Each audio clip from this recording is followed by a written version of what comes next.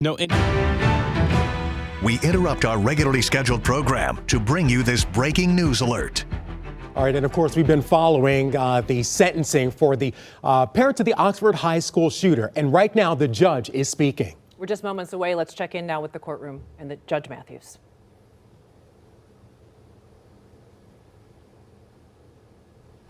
I met Raina, who's wise beyond her years, and she's told us that among many, many other things, the community will be denied Hannah's kindness, creativity, and sense of humor. Among many, many other things, the world will miss is Madison's kind and loving soul and the light that reflected her beauty both inside and out.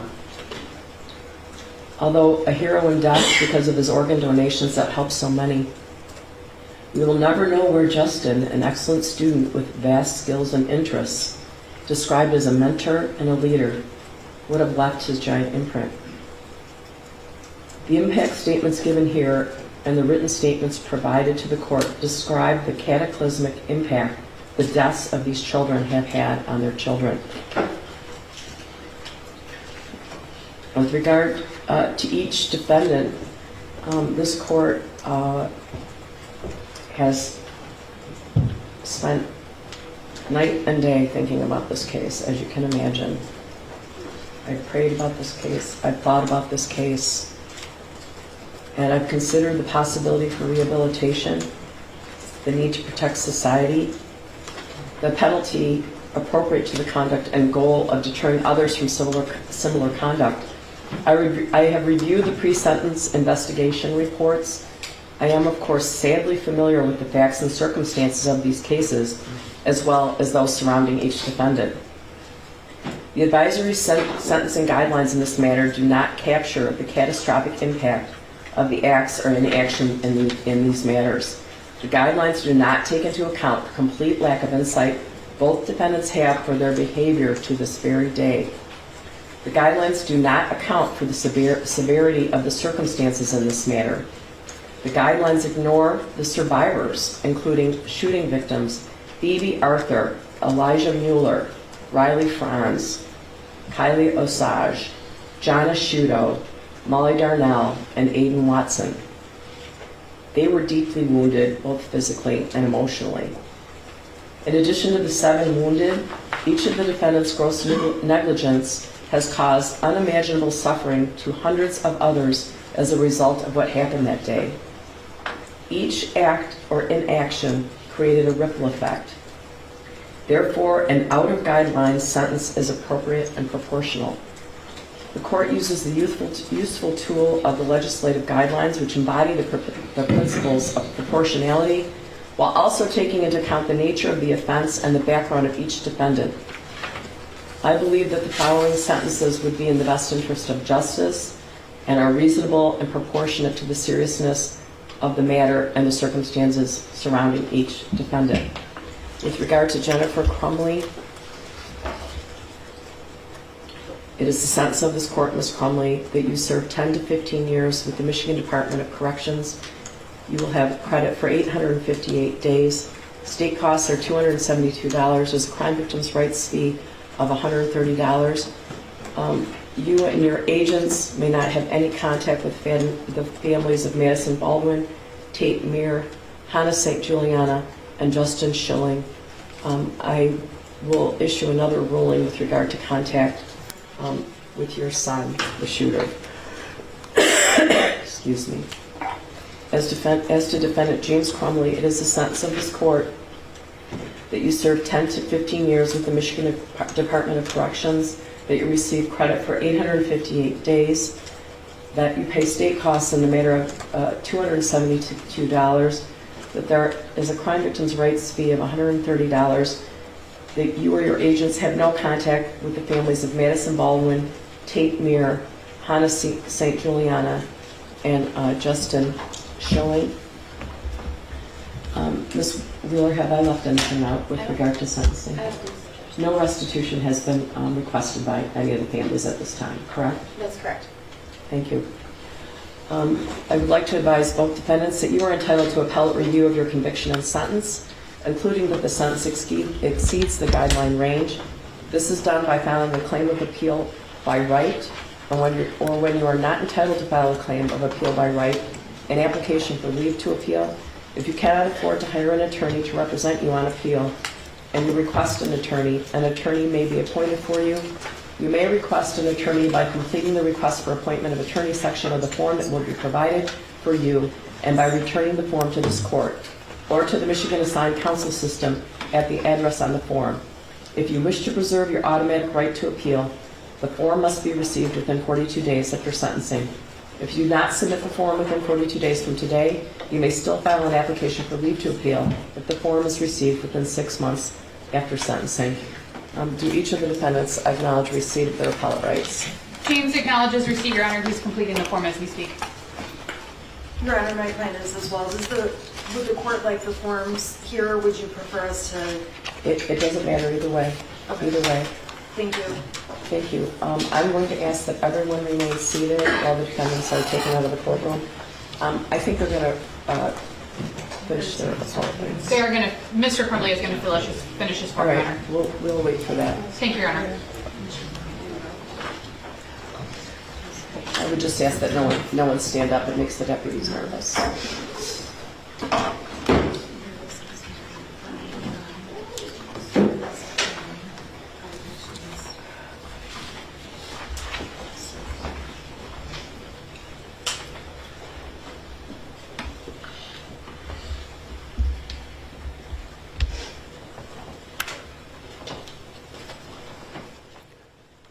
Well, you just heard the historic sentencing of James and Jennifer Crumbley, the first parents in America to be convicted of involuntary manslaughter for the actions of their child in a school shooting. 10 to 15 years was the sentence handed down by the judge. Very clear that Judge Cheryl Matthews has done extensive research. She said she's thought about this case. She's prayed about this case. She mentioned earlier in the hearing today that she has been researching the guidelines, this sentence above the guidelines. But what all of the parents asked for was give them the max. And that's what she appears to have done. And in line with what the prosecutors asked for, the prosecutors were asking for 10 years more.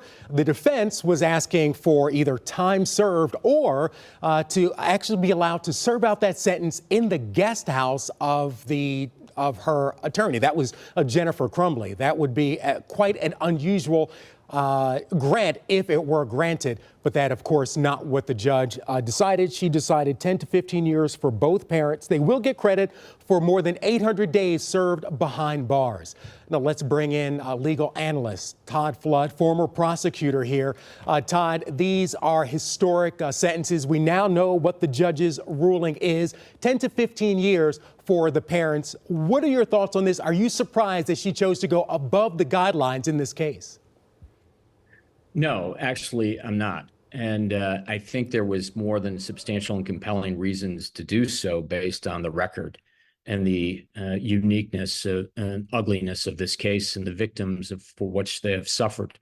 What is obvious and clear, I think, to everybody is how prepared Judge Matthews was with this case. She was citing facts and basically telling the attorneys, in particular the defense attorneys, when they objected to specific facts, Judge Matthews corrected them and showed them specific sections for what she was basically gleaning from. So she gave a lot of thought in this, but we have said it before. We've talked about it before, Judge Kenny and myself, with all of you, that this uniqueness of this case is one where it wouldn't surprise us that there's a compelling reason to go over the guidelines. And the maximum she could give was that of 2/3 of the 15-year statute. So that 2/3 is 10 to 15.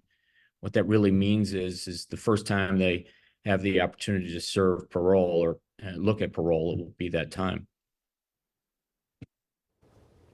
And so we know that 10 to 15 years is when they'll be behind bars. Now, the judge mentioned the potential for rehabilitation, safety of the community, and the pre-sentencing guidelines. Are those the factors that you would expect her to look at when she's making this type of sentencing?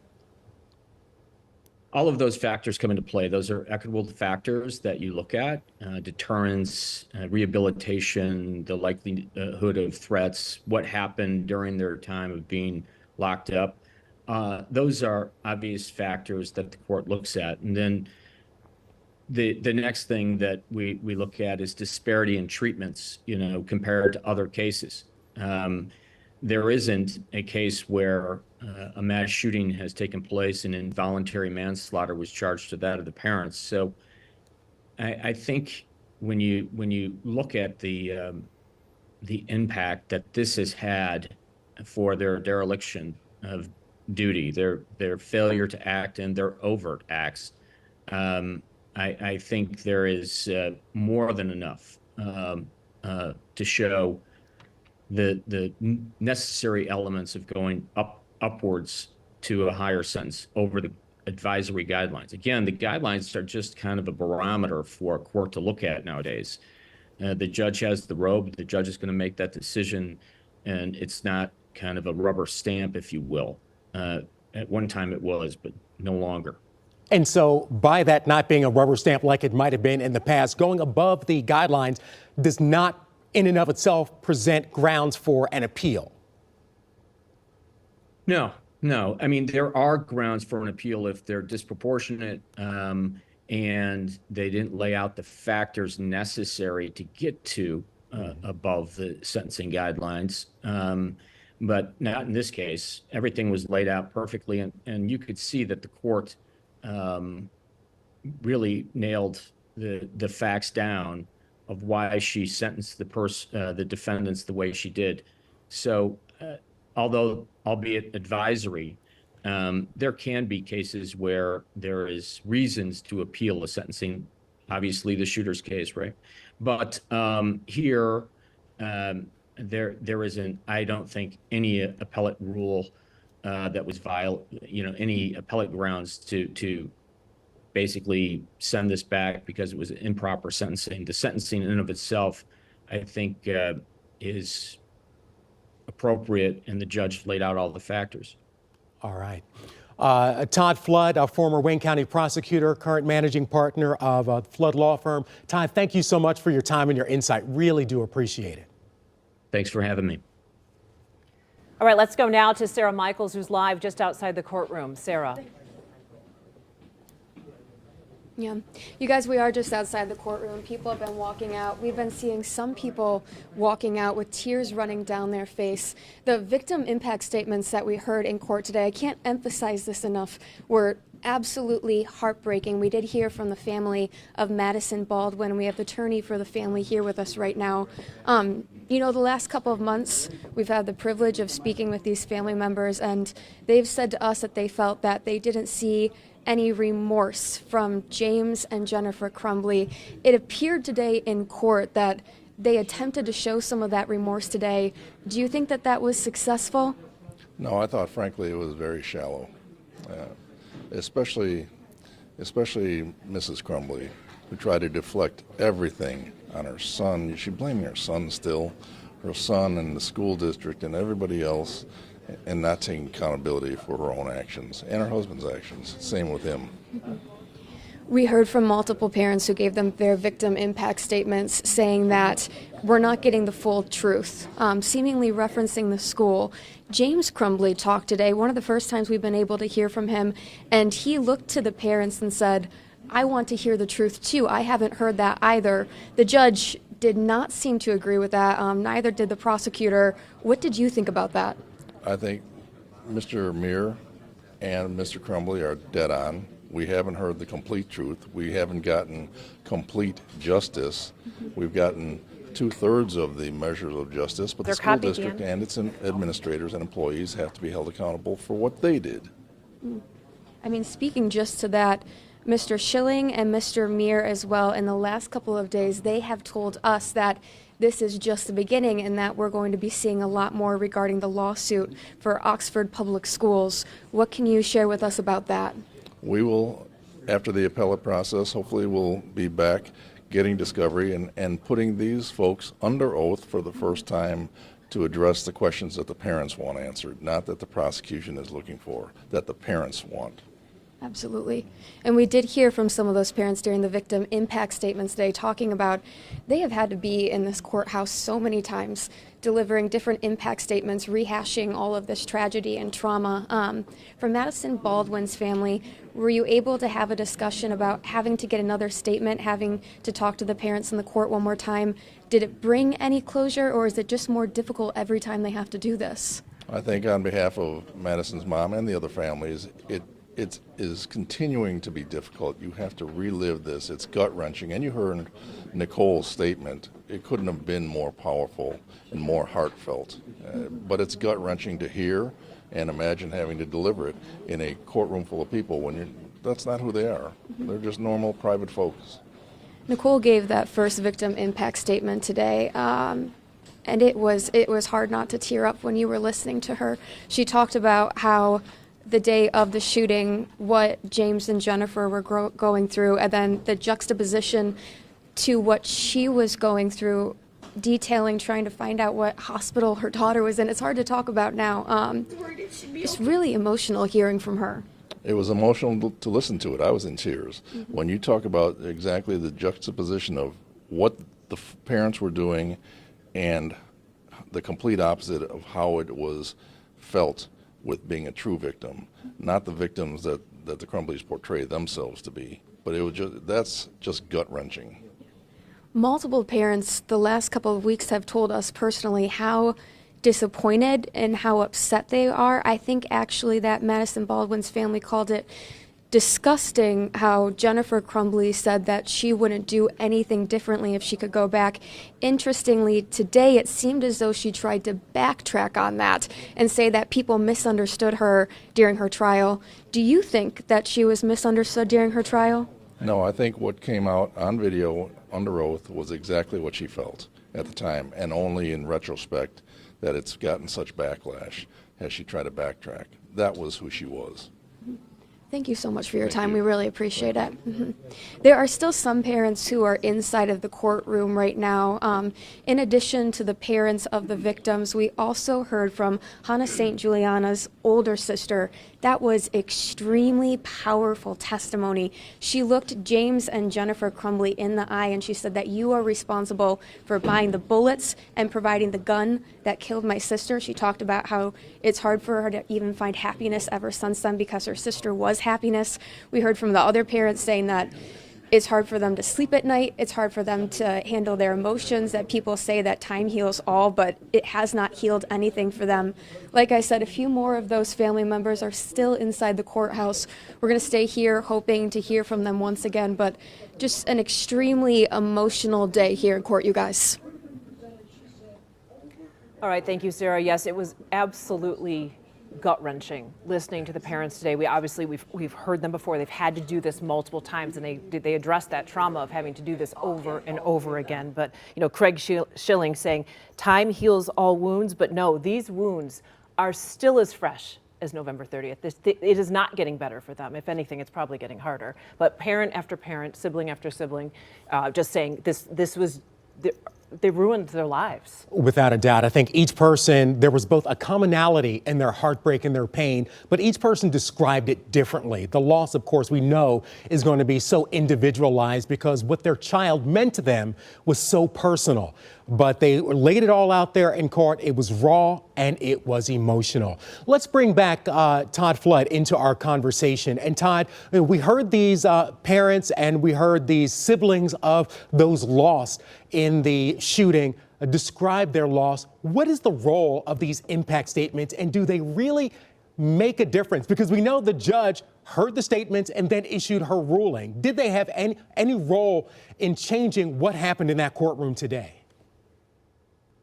Well, I can tell you, if you didn't have a tear in your eye, or if you weren't crying over this, I don't know what would make you cry. The impact that these statements had, these victims had on the judge, I think basically solidified in her mind where she was going with this sentence.